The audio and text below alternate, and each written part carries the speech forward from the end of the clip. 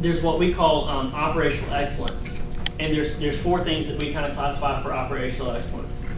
What do you think those four things are? And operational excellence is expectations. You just when you go into any quick service restaurant, this is what you're expecting as a client or as a customer. Do what? Okay, cleanliness. Okay. Okay, good food. Respect and maybe attentive and courteous employees. Nice and Okay. What else? One more. Cleanliness was already said. It's a quick service restaurant. Oh, timeliness. There you go. You want it fast. You got to go. You got to be somewhere. You got to meet your friends. You want it fast. So you want it quick. You want it good. You want it clean, and you want somebody to be really nice to you as you get it. Right. So that's what we qualify as operational excellence. So that for us, that's just the basic. So for any restaurant, that should be their goal is to provide that, right? Sometimes you might not experience that in other places you go to, right? It might you're hoping they get your order right, but they seem to always get it wrong, or you're hoping they're nice to you, but it seems like you were the worst thing that happened to them that day sometimes, right? So those are the basics. So for Chick-fil-A, for us, the operational excellence thing, like that's just the first mile, and what we call second mile is above and beyond. And this idea of first mile and second mile actually comes out of the Bible, and it's in the New Testament, and it's talking about the Roman soldiers. They used to, when they traveled, they carried packs.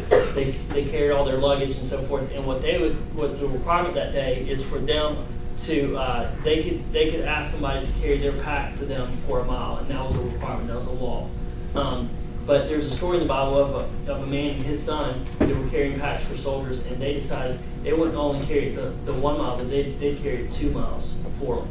And so that's above and beyond what's required or what's expected from us. So we call it second mile service. So there's a few second mile service things that take place in our store. One of them is with words. What word do you hear when you say thank you?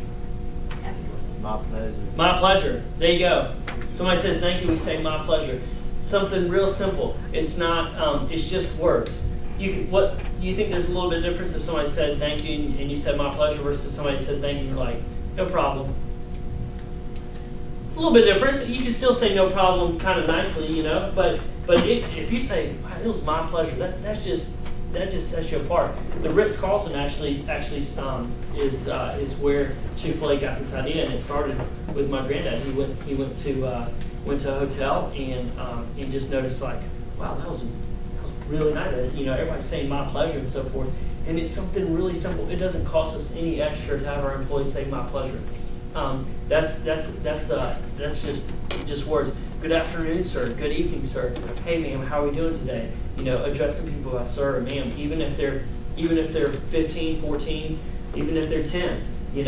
Addressing her by sir or ma'am. It's just, wow, this is nice. This is an experience. What do you think are some other second mile acts of second mile service that are happening in Chick-fil-A's? What you said earlier, like cleaning up after the customer. Carrying trays, yeah. Carrying trays after they've eaten, yeah. What else? And they ask you what kind of sauce you like. Even if you don't ask them, Yeah. they'll ask you. Just making sure they're getting what you want. Yeah. Going out in the dining room and refilling drinks. You've had, there's some stores that they if it's raining outside, they make sure they have somebody with an umbrella helping moms get in with kids. Carrying trays for elderly, for mom with kids. They've got a kid on the hip and a kid in the high chair, and they're trying to carry the tray and with the drink. And would it be nice if I just put all their drinks right there and slid the tray and said, "Have a good day"? Would that be nice? Well, she's probably expecting that, But hey, I'll take this tray to the table for you. Here, let me get you sit down here. I'll get your straws and your napkins for you. And you need any ketchup, mayonnaise, sauces, or whatnot. Like that's above and beyond. They're not expecting that. But what did it take? It took maybe maybe 15, maybe 20 seconds out of the time to do that. So from a cost standpoint, it doesn't cost anything more, but it's just it starts to become second nature, and it becomes just a natural part of who you are. I mean, I say my pleasure when I'm at home. I've got a 3.5-year-old daughter, and she says my pleasure, and a 2-year-old son, he's saying my pleasure.